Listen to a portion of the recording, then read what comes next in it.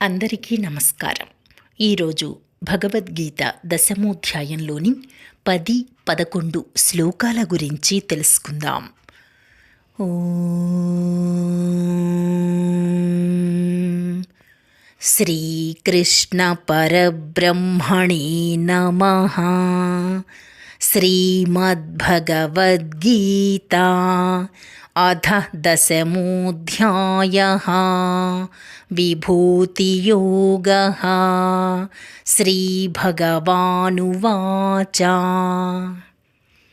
తేషాం సతతయుక్తానాం భజతాం ప్రీతిపూర్వకం దదామి బుద్ధియోగం తం యేన మాముపయాంతి తే. అట్లు నిరంతరము ధ్యానాదుల ద్వారా నాయందే లగ్న మనస్కులై భక్తి శ్రద్ధలతో నన్నే భజించు వారికి నేను బుద్ధియోగమును అనగా తత్వజ్ఞాన రూపయోగమును ప్రసాదించెదను.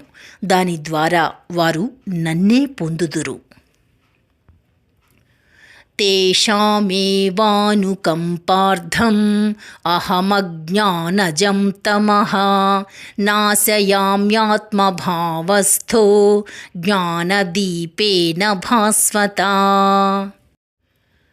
ఓ అర్జున, వారి అంతఃకరణముల యందు స్థితుడనయ్యున్న నేను వారిని అనుగ్రహించుటకై తేజోమయమైన తత్వజ్ఞాన రూప దీపమును వెలిగించి వారి అజ్ఞానాంధకారమును పారద్రోలెదను.